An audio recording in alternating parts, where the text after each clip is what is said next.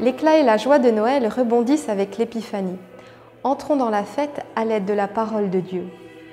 Le buisson ardent de la Nativité envoie ses étincelles bien loin à l'extérieur de Bethléem et même du pays.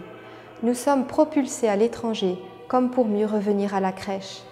J'aime que Matthieu nous parle de Noël à partir de l'expérience des mages. Il montre ainsi que la lumière de la Nativité n'est pas confinée à la grotte et que cette bonne nouvelle n'est pas réservée au voisinage de Bethléem.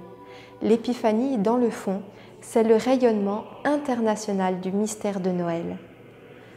Je m'émerveille alors de la largesse du cœur de notre Dieu. Non seulement il attire à lui tous les croyants, mais il se révèle aussi aux plus éloignés dans la foi. Avec l'épiphanie, Dieu réalise son rêve d'inclure tout le monde dans son dessein d'amour. Pour le prince de la paix, les païens sont admis au même héritage, membres du même corps, associés à la même promesse. Debout, Jérusalem, lève les yeux, regarde autour de toi.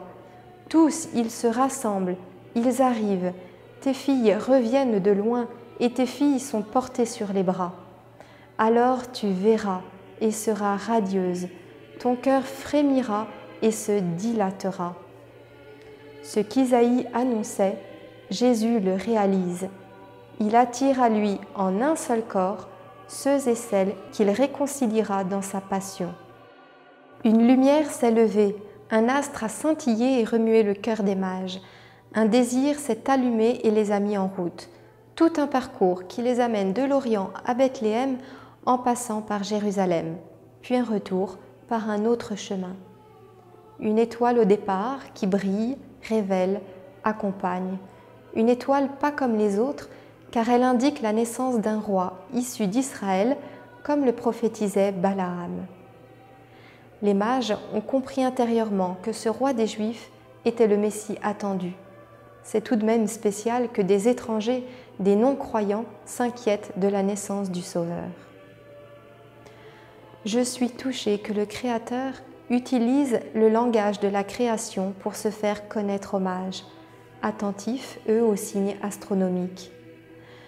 Je touche la sollicitude de Dieu qui personnalise les rencontres. Pour toi aussi, une étoile a brillé, brille ou brillera dans ta vie.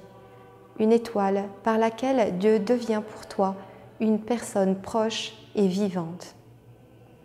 Pour autant, le langage de la création ne suffit pas et les mages se mettent en route à la recherche d'un plus qui les fera entrer dans la vérité tout entière.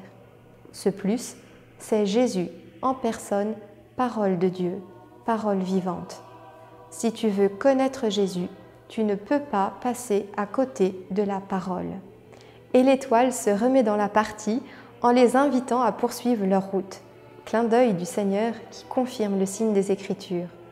Comme je comprends l'impatience des mages d'arriver au terme, comme je comprends leur joie lorsque l'étoile s'arrête. Le Sauveur devient très concret, il est là, devant eux, en chair et en os. Quel Dieu s'est fait ainsi proche de nous. Mais la vie spirituelle ne s'arrête pas à la crèche. On pourrait croire que leur quête est terminée, puisqu'ils ont accueilli dans leur vie Jésus. Mais non, il y a un avant et un après. Et c'est pourquoi les mages repartent par un autre chemin. C'est la même chose pour toi.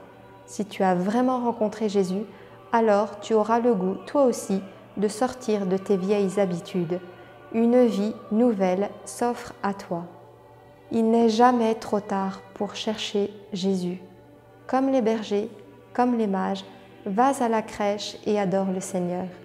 Puis témoigne de ce que tu as vu et entendu. Raconte ta propre rencontre. Qui sait, tu es peut-être le mage dont ta famille, tes collègues de travail, tes voisins, tes amis ont besoin pour découvrir Jésus. Belle fête de l'Épiphanie.